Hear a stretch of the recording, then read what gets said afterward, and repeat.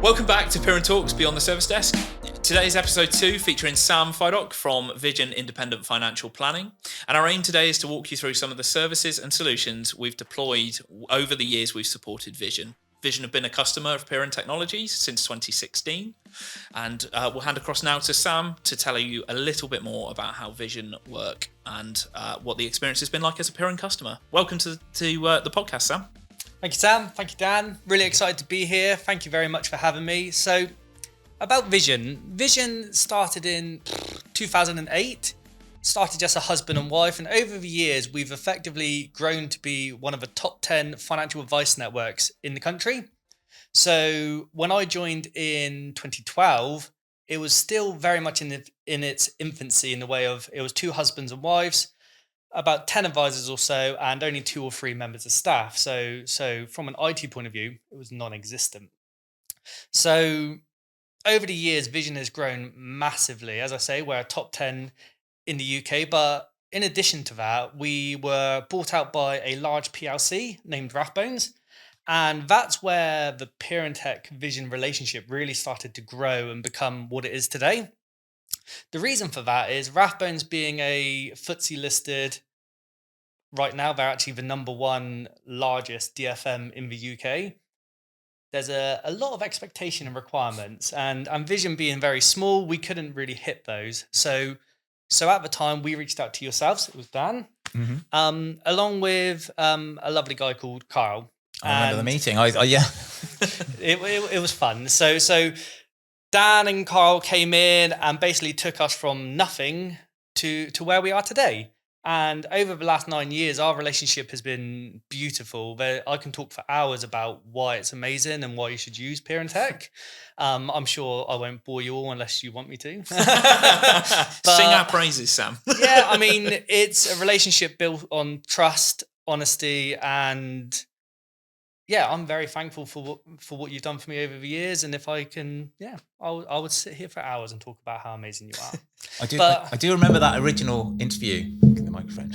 And it was like an interview at that point because we knew each other already. But Carl and I came in, and there was like a board of people, or from Rathbones, all down one side, and each person was a different kind of department or requirement. So there was like an IT person, and then there was a compliance person. Then there was like a kind of a high-level board member person, and each one had their turn basically asking us questions, and it was absolutely terrifying. But actually, I really enjoyed it as well. You know, it's nice to get a point where you kind of go thoroughly through everything. Like all your thought processes are audited, but also validated, you know. I mean, at that point, if you then, sorry, Dan, you're rubbish, you got to go.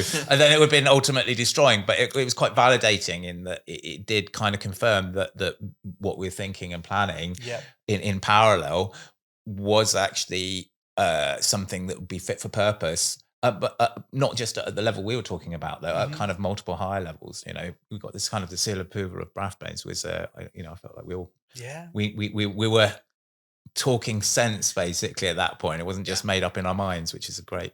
The amazing thing was we had to get them to submit basically a paper of like why you are a good fit for us. It was kind of like, you got some homework, go sell yourself. I remember reading it and be like, oh, they're quite good, I like them. It obviously worked. I think that's, the transformation really since, I joined Piran in 2019 or end of 2019.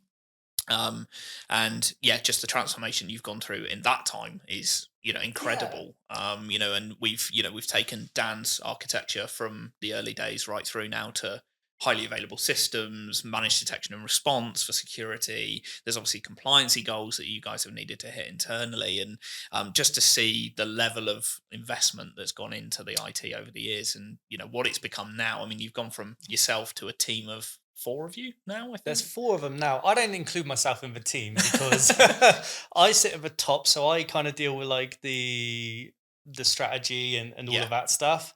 They're the geniuses who actually do the work, They just make me look very good. And I hope they're watching to make note of that. But no, again, when we talk about our relationship, this is the beauty of Piran Tech for Vision was we started off with very much, you were our complete 100% managed service provider. You did everything for us because we didn't have the expertise. And then as Visions have grown and, you reassess, we started bringing IT resources in to complement you. And, Yeah. and everything's been seamless because you work with us. Do you know what I mean? It's always been a very gradual, seamless kind of change over time. So yeah, it really is a great story yeah. I mean, that's exactly, to be fair, the service that we aim to provide is whether you've got an internal IT team or you need an internal IT team. We can fit the bill for both, and we're not a company who believes in a one size fits all package. Unfortunately, a lot of providers will just go out and say, well, you've got 7 PCs and this is how much it is every month, and there's no flexibility around it. Whereas we're more customer focused. We're able to sit down, listen, and go, right, okay, what are the challenges that you've got from day one, which we've obviously done with you over the years. And every new year introduces new challenges, growth introduces new challenges. There's lots of things to get over. So Sam, obviously part of it, the systems have been around the challenges and things that Vision have found over the years. So do you want to run us through maybe some of the challenges that we've come across, and and then we can directly address those and the systems and solutions that we put in place to sort them. So we got a few challenges. If we take the obvious one, geography, yeah. So Vision is based in Falmouth, and we have our head office there, and we have, say, 20 people working in Falmouth.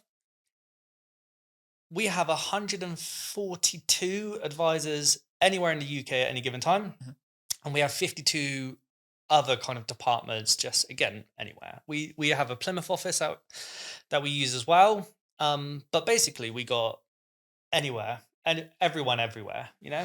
So geography is a massive challenge for us. Whether it's getting tech to them, supporting them. Remote working's obviously got other challenges other than technical. Mental health, the siloed elements. That's challenge number one. That's the big challenge, really, is how do we support 190 people plus any support they may have remotely? How do we make sure they're secure? How do we monitor their devices? How do we protect ourselves and eliminate any risk that comes with geography? Well, that was where we looked, immediately the challenges you had, the number of people ultimately that you had connecting back to systems. Obviously, at the time, systems were largely in house, and you've now adopted a hybrid model. As time's gone on and things have changed. But initially we were looking at the Cisco AnyConnect solution, or now Secure Client, and implementing Cisco Umbrella, for the DNS monitoring to make sure that people weren't ending up on nasty sites.ru or wherever, and ensuring that those devices were as secure as possible. In the early stages, that involved your antivirus, your advanced threat protection, etc., on your Microsoft 365 tenant, etc. But from that side of things, that's then translated now into the deployment of managed detection and response, which is the next gen of antivirus software. The aim of managed detection and response obviously is to ensure that you've got round the clock protection. So those times where your IT team have clocked off, your MSP support provider has also clocked off, you've still got the 24-hour security operations center through ESET. And they're assessing the behavior of devices, stuff that doesn't quite look right, but also the ability then, as you know from the demo, Sam, running through the threat map, and identifying if there is an attack, what systems they've touched, where they've been, what their ingress point was. But taking that then as far as ESET full disk encryption for devices, which was a deployment that we put in as part of that ESET, that ESET service. Making sure that if somebody does nick a laptop off the back of a car, or or out the back of a car, or from somebody on the train or wherever, your devices are as protected as they possibly can be. That's just a small snippet of how we've addressed that challenge. But geography was a massive one. I know we looked at deploying lease lines to both to Plymouth and to Falmouth to try and keep systems as operational as possible, increase the amount of pipe available for those users to be able to interact with systems, and reduce bandwidth as much as possible. And then came the move of systems to the cloud, and adopting that hybrid approach, which is means that you're not solely dependent on Falmouth or Plymouth being online, which obviously would present a significant challenge should anything go wrong.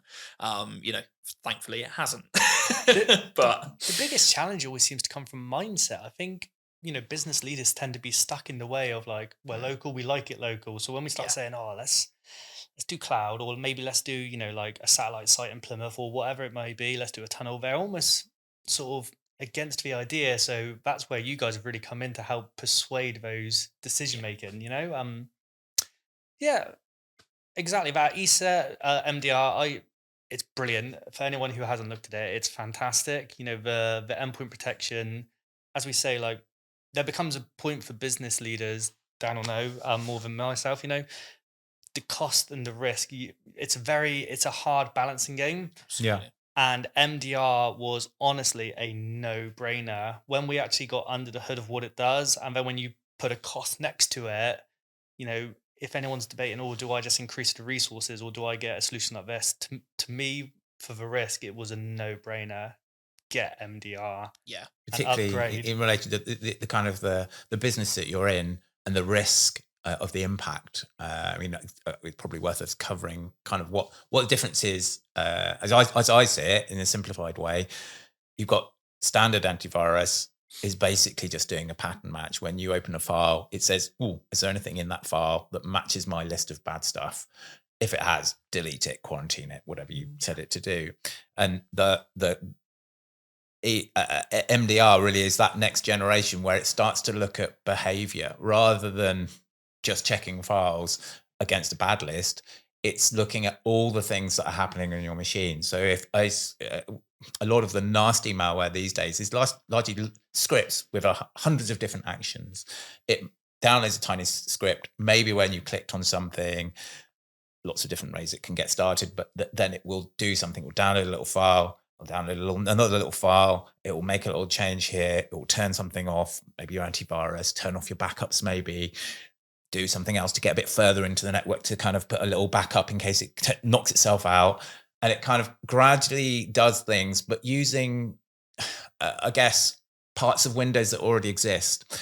And so a lot of malware doesn't get picked up very easily by a pattern match at that point because it's a list of things that are happening. But when you add in behavioral monitoring, it's basically looking at you as an individual and saying, okay, Sam, is Sam likely to have downloaded from this unusual place in Russia? Is he likely to have started using PowerShell? Is he likely to have started encrypting the network using kind of off-the-shelf bits of software that is just downloaded off the internet? Well, this is it. The answer is no. It's giving you that score that says, no, this is extremely unlikely. I mean, it starts with like a PowerShell. Well, that's like that's a danger level of 2.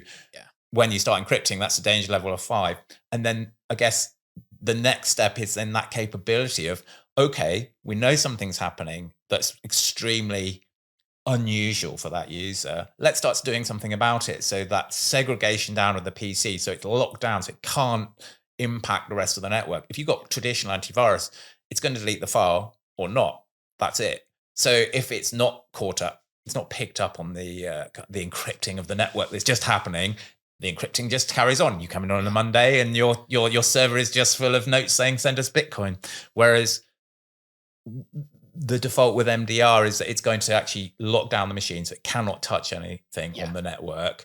We can still get into it, but it can't do anything. And then last of all, I guess what MDR does is it has a traceability report typically that allows you to see all the things that maybe happened, which in a traditional antivirus might be 5 or 6 different tickets. It's going to have just one ticket that says, well, first of all, it did this. We had a low score, and then it did this, and it's looking a bit more scary. And then it did this, and then like Big action problem. stations. I must admit, the reporting for me was a game changer. So one of the things, obviously being regulated with a parent, is if we have an event, we have to do a follow-on report of root cause, and this system just provides it. Just does Yeah. it. It just does it's it for great. you, and it tells you what they did at what point. And it as a IT kind of like executive, like that saved me hours worth of work. So already the cost benefit is massive. Yeah, and it's knowing that, I guess the fear of doubt when something goes wrong. If you know why it's gone wrong, then you sleep at night because you go, right, that's not going to happen again. You know, we've replaced the disk, we've filled that hole, whatever it happens to be. But if you don't know, because all that you know is it happened and then Piran did something and then it went away, then I mean, literally, it's the difference between getting a good night's sleep or not at that point, isn't it? You can kind of Well, put that to bed and move on, basically. It's which is important really to note good. as well, as part of the demo. I remember going through it with Sam. There's a really good chap actually on the team at ESET. It's a chap called Harrison, who was fantastic in our demo, running through everything that happens and why MDR is needed. Once upon a time, your pattern matching was enough in your antivirus solutions. Unfortunately, now one of the examples Harrison gave was he had a they've obviously done some testing on their systems, and they've basically downloaded 7-zip. Perfectly legitimate piece of software. And they have a reputation score as part of MDR. Every piece of software that's on a device is given a reputation score, is downloaded. 7-zip can be used to do malicious activity, and that's the difference. If you took standard antivirus and said, here's 7-zip, 7-zip's encrypting the network, antivirus is going to go, there's nothing wrong with 7-zip, that's fine. For most people remember back in the days, like in the year 2000, I remember WinZip was the thing that you always had to download to basically zip stuff up and send it on the email. And it's just another one of those, basically. Yeah, exactly. It's a perfectly legitimate piece of software. MDR looks at it and goes, okay, Sam downloaded 7-zip. That's not unusual, but fine, fair enough. Sam started scanning the network. Okay, this is a big problem. Then Sam started encrypting the network. Okay, big alarm bells. Why is it always me? Because you're in front of me, Sam. Because you're in front of me. And you're both called Sam. And you've got full admin rights to the network. Well, not anymore. Not anymore. Not after this. No, absolutely not. But from that side of things, those legitimate pieces of software, there are real world examples of where this sort of thing is happening, and MDR offers that protection. And it's round the clock. For 24/7 was as I say, when we presented it to the board, it became such a no-brainer. 24/7 coverage, not having to hire additional resources, and saving money effectively. And covering all those remote workers, I think that's a big part of it. Is an element of security coverage of 200 odd people who are they're not managed really in the same way as someone who comes into the office, into the traditional environment that maybe has a machine that's joined to a traditional Windows domain or whatever. There aren't policies applied. They're on all sorts of different devices in all sorts of different locations. They're moving around between locations. If someone could be working at McDonald's or a client's office, susceptible from, they could be 100% secure, but infected by someone at a client's house / office / another, basically. So Costa or anywhere, let's be honest. Free Wi-Fi, exactly. And that level of coverage of anyone anywhere, I think, is what you were kind of touched on earlier, isn't it? Yeah, I think the point I suppose I missed earlier was why did we get it? Absolutely. So why did we get this? So as we know, in today's world, everyone thinks they're secure, and you do have to balance risk versus reward. And there is a point where you need to be realistic with how far you go. And we had the endpoint protection, we had encryption, and ultimately we was looking at it going, we need to just increase our cyber maturity. That's just where we need to be. We know there's new threats all the time. We wanted to take it to that next level, and so that's when we reached out to yourself. And I think it was you, Sam. It was me. It was. And I explained my scenario and I explained my concerns, and that's where we kind of touched upon, do we need an MDR service? Yeah. It's quite a new service at the time as well. MDR is still, it's not in its infancy now, but at the time, it was relatively new offering. Well, this was over a year or so ago, wasn't it? Yeah. So, what it's done in that time is crazy. It's known by MDR, EDR, XDR. There's loads of different variants depending on the vendor, but from that side of things, the protection remains the same. So for Vision, being financial industries, big parent company, unfortunately we are in the spotlight, which makes us, people may want to attack us. Yeah. But luckily, we've never had a targeted attack. Targeted attack. But it seemed like the natural step, and I got to be honest, I would never go back from an MDR service now. Yeah, I would recommend everyone to see it. If everyone, I suppose it does cater for the company, but to me, it would be a no-brainer. Yeah, get yourself an MDR service. We say exactly the same thing. I think it's that risk versus reward, and when you look at what an attack is likely to cost. The statistics come out every year and they change every year on what a cyber attack is likely to cost. you're thinking about downtime, you're looking at system, paying wages because staff still need to be paid whether you're operating or not. When you combine all of those costs, cybersecurity experts coming in to fix things, your IT provider coming in to fix things, and the hidden cost, which is actually just the stress. Yeah, like a big part of the pain in IT is the worry about what could happen.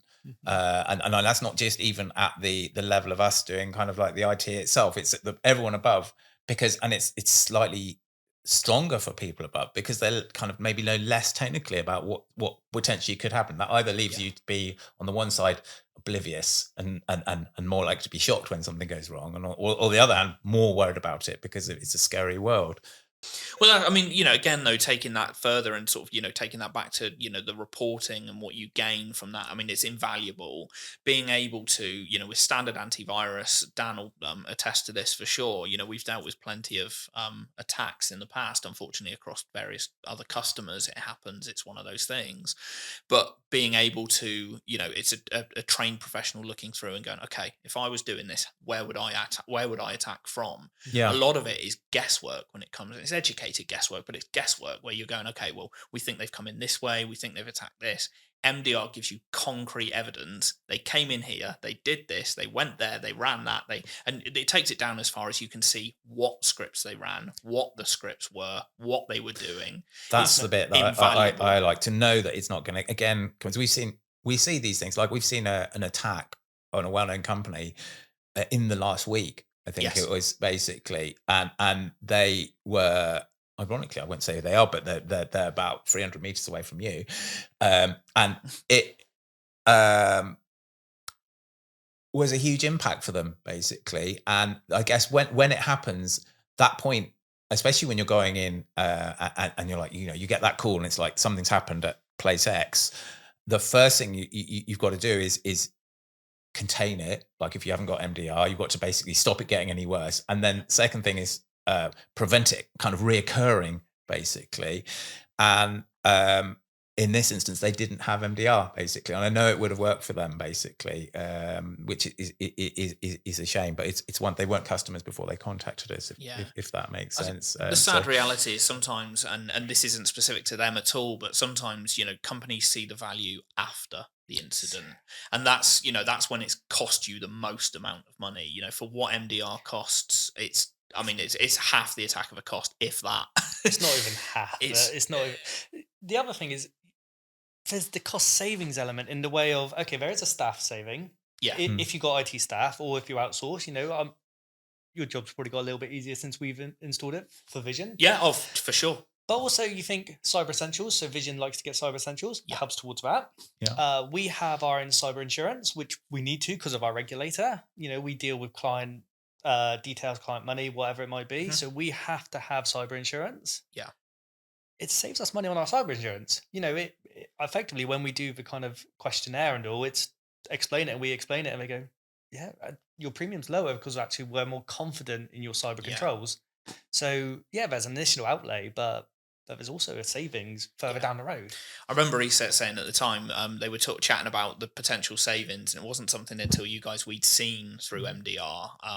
But across our customer base, it hadn't reduced premiums anywhere else, unfortunately. But when we ran back and looked at ESET's offerings and said, does this reduce cyber insurance? A specific customer was asking at the time. I can't think who it was off the top of my head, but can't name them anyway. But from that side of things, it's when we spoke to ESET, they were like, they had a company. I can't remember how many users they were, but a large organization. Their insurance premium was about 65 grand a year. Deployed MDR came down to 35.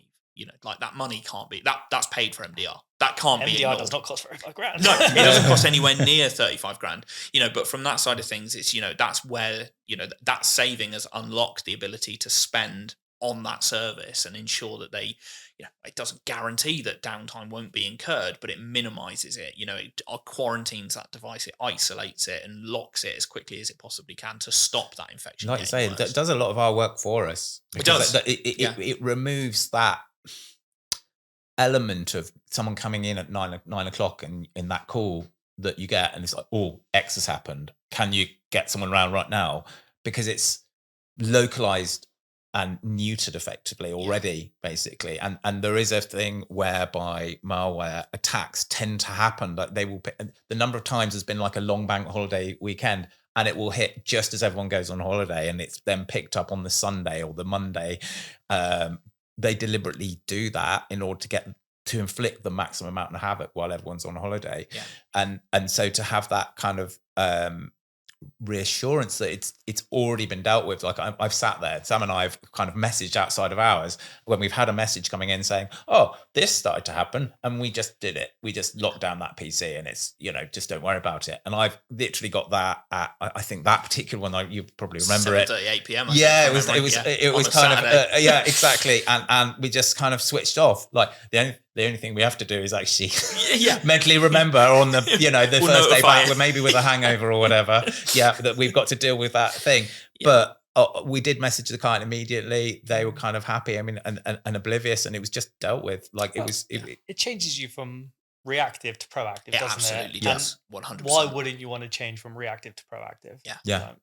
It's an invaluable tool. And there isn't an organization I can think of that wouldn't benefit from MDR. It's one of the things, the best things I've always said is that it is better to spend money as an organization on systems that automate and make things better. Now that could be AI if you want to use a buzzword, but it could just easily, but no, we don't want to use buzzwords. We were talking about this earlier. AI let's close that down.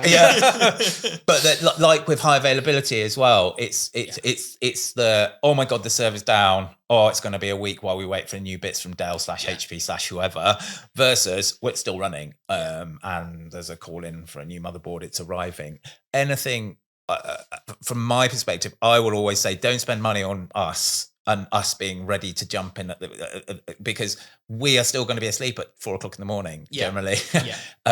Spend it on a system that ideally automates or removes the risk in the first place. Like and sometimes it's not automating. Sometimes it's just, if you've got a niggle, but it's going to cost £1,000 to fix, still spend the £1,000 because then that niggle's gone forever.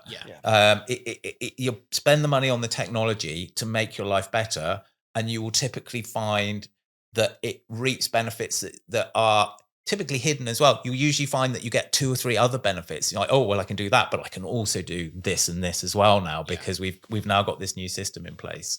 And that kind of applies outside of MDR. That's just technology in general. That's a very perfect segue. It is. Do you know what I was about to say? My next point, go on.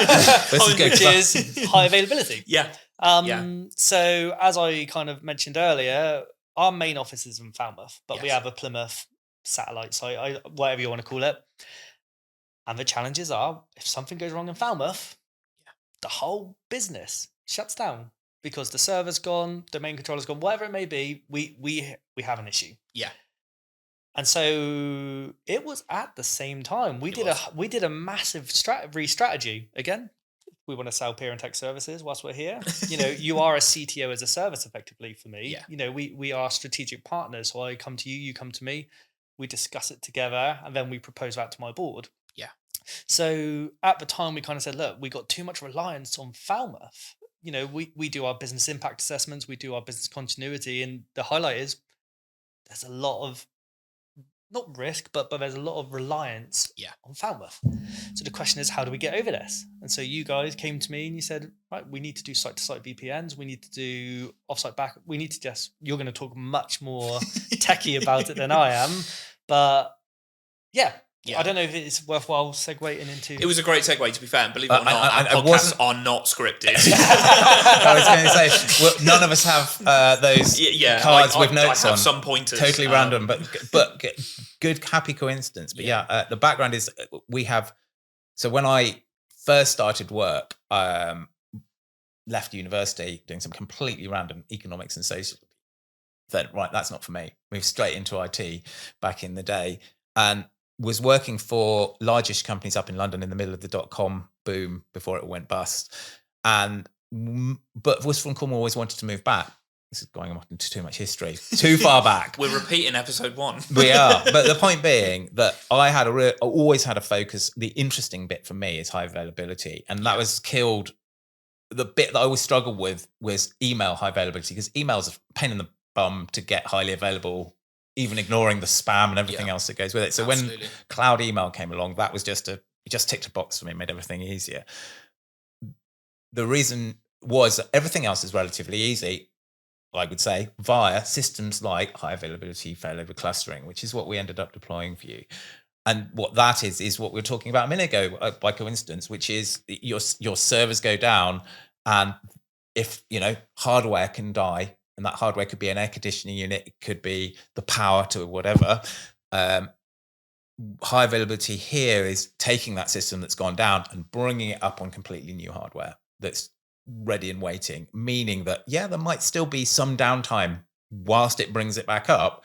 What there isn't is a guy having to pop round with a screwdriver and take disks out, put them into a new unit that you haven't bought yet, or typically finding the power supply's gone. Completely new system, ready and waiting, up and run again. And we have had systems where that high availability has caused people to not realize the systems are down. Is when it only usually happens when we haven't got monitoring on for a customer. And that's an area you've got to be careful of, because you might have 3 highly available systems. One goes, no one knows. 2 goes, no one knows. Third one goes, oh dear, everybody knows. And again, in terms of those other advantages, like it makes our life much easier, because you want to do maintenance or upgrades and so on. You can literally transparently move stuff while people are using it. It's a cool piece of technology. I mean, I love my cool technology in that respect, and I find it cool where other people maybe are falling asleep and snoring, but then you can then upgrade, do your work on another one, move it back, and I always love that technology, and it does have those unintended benefits, and you get just extra performance because you've got all multiple servers. You can use both of those servers, or 3 or 5, 10, however many you happen to have.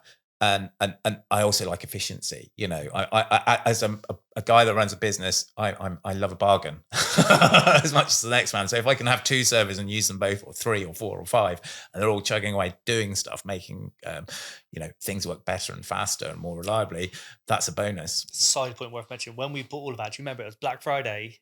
It was, and I remember they were like, if you can lock in the next 5 days, we'll give you all of this. And I was like, it's like Christmas. It really was.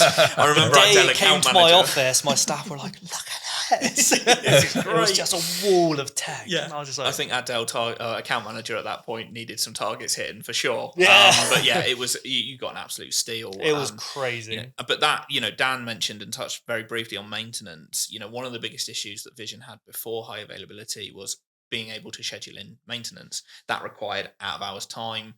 What your internal staffing policies look like with regards to pay, I don't know, but whether that's half time, overtime, whatever was needed. Introducing high availability gives you the ability to do maintenance during operational hours. Just moving a server across to server 2 while you're updating server 1, whatever it might be. Typically, it's usually Windows updates. Let's be honest. But from that side of things, that could be putting RAM in, that could be putting hard drives in. It enables the operations of the business to continue to function whilst you're putting extra resources in, running patch updates, whatever. And splitting that load just means that, once both servers are back together, server 1 is running 50% of the work and server 2 is running 50% as well. And that reduces the overall, it increases the lifespan of the equipment at the same time. You're not hammering a processor with 100% usage and 99 degrees in temperature. So dare I say, again, since we've implemented it, I've not had to call you on site. No. Which is great for me and great for you, because I remember there's a few times where I was like, Sam, you need to get here. You're like, I'm in Bodmin. And I was like, I don't care. I'll be there in an hour. You get in here. What happened? My staff pulled a cable. Go easy on him. I remember that day. That was we coming in and looking and going, okay, what was moved? Nothing. No. Nothing. It's always the most difficult one. That was a dark day for me. That was bad. But we got you back up. It took a couple of hours, but we got there. Combining knowledge of systems as well. Since we did everything 2 years ago, I can't think we've had you on site for an emergency. You may have come on site for strategy days or whatever it might be, our quarterly catch up. But we've never had to call you on site. No. And that's, for me, priceless. Yeah. Knowing that basically we've not gone down in 2 years. Yeah. Or if we have, the system's done its job and we've been unaffected. I mean, that's again a good system that's kind of well specced out should monitor itself and fix itself if possible. It's all very well that something that when it breaks keeps on running and lets you know it's dying, but if you have to, like the age-old one is UPSs, for example, that don't start themselves up, they're right pain, but they do it deliberately and for a reason. Yeah. But if a system can kind of self-heal to an extent, then that really helps, and that is what Failover cluster basically does. Yeah. We have some customers that have. I remember this goes back to a customer that was talking to me about their call center before COVID even, but always, and so things have changed quite a lot of inflation since then. But they gave me a figure of like $100,000 for each half an hour that their call center was down. Yeah. Because they're a big, well-known international, maybe international. They're international because they've got branches in Australia and America and what have you. But I mean, that's a crazy amount of risk on not having a high availability system at that point. And we have other companies that we work for that are like food producers and this and the other. They just can't lose data because things like transparency, information of who packed X and did Y, and they just can't lose. So this is, I mean, on its own, a failover cluster isn't the answer. But in combination with everything else, it makes for a very good and reliable solution, basically. Yeah, no, absolutely. I think the other point, Sam, to touch on very briefly was we looked at increasing your team's ability to understand what was going on your own networks. And part of the huge benefits of Cisco Meraki are your cloud portal. That's it's not like your traditional Cisco stuff where you're having to understand lines and lines of code. Meraki is tick boxes, little text boxes where you need the relevant information in. And Meraki has their zero touch deployment, their cloud offering in terms of having those networks connecting back and being able to understand this device on this port. Connected to this access point is using this much data. Combine that with Umbrella, I mean, you've got everything you need to monitor your network day to day. Cisco Meraki has been a game changer. So we've always used Cisco back from day one. And I remember it was Dan who configured our first router. Yeah. I want to call it a 1926. 1921 it would have been. Oh, darn it. The last two digits changed depending on the size, because there was a 41, I think. And then actually there was a big one that might have been a 2900 as well. But yeah. And I remember I wasn't into IT the way I am now. But I remember seeing the stuff at Damson and I was like, this is incredible. And it created, again, that point of, for my company, almost a point of risk, because if there wasn't Dan, and there was Jeremy as well, I believe. Carl was learning and stuff. Adam's still with us. So that was great for Piran. But if we ever lost Piran, for example, that becomes a risk for my company. So when Meraki came along and it's got this UI, and my team still don't touch it because of responsibilities. We parent tech do that for us. So if we then suddenly blur that line, it's unfair when I do. Yeah. But it's also quite a lot of boring statistics, to be fair. 9 times out of 10, it's when something's really wrong that you need to know where it is and where it's coming from. The trend report, they call it the summary report on the bottom page, that actually goes into my exec updates, because it's so handy to look at trends over the network. Oh, great. Yeah. And I just think, again, putting that UI on it, hopefully there's never a day where I'm not using Parentech, but it's so we could get by with it if we needed to. Yeah. You're not the first, but we have a lot of customers, particularly when customer gets to a certain size, they generally have enough internal tickets and things that need doing with X, Y, and Z that it doesn't make sense to outsource it unless you just don't care. If time is money to an extent. So some customers just get it done, Piran. But there is a point where it just makes sense to have an internal resource, and you've got to have that kind of knowledge internally, because you just do well, particularly with the fact that you're regulated. And at that point, it's a problem for us internally. I love Cisco. I mean, I've got CCMP. I learned on Linux machines in Red Hat 5. SSH Windows are a thing that I've always been into, but training other people at Piran even is quite difficult. It's always a kind of a gap in that, everyone's used to a GUI, and then you suddenly present them a blinking cursor from 1985 and they kind of freeze, and it takes a while to get over it. And what's really nice is obviously Cisco and Meraki, when Cisco bought Meraki, because obviously at the time they thought A, they're a threat, but B, they thought they've really spent their time on making the interface clean and simple to use whilst being on hardware that is actually as good as Cisco's before they bought them, if that makes sense. So there was a real threat there. And actually what Cisco have done is largely pivoted so that, in the old days, they would recommend, get those boxes, 2900s, whatever, enterprise grade stuff. They're now more or less below X, 200-300 users minimum. They put Meraki at you and they say that's just don't even look anywhere else, basically. Well, the latest catalysts are supported on the Meraki platform now. Absolutely. They put a GUI on the enterprise, those switches, they used to be called 2960s. They were like the BMW 3 series of switches. They were just all over the world, everywhere. They renamed them the 9200, which gave them SDN, that's a whole separate discussion.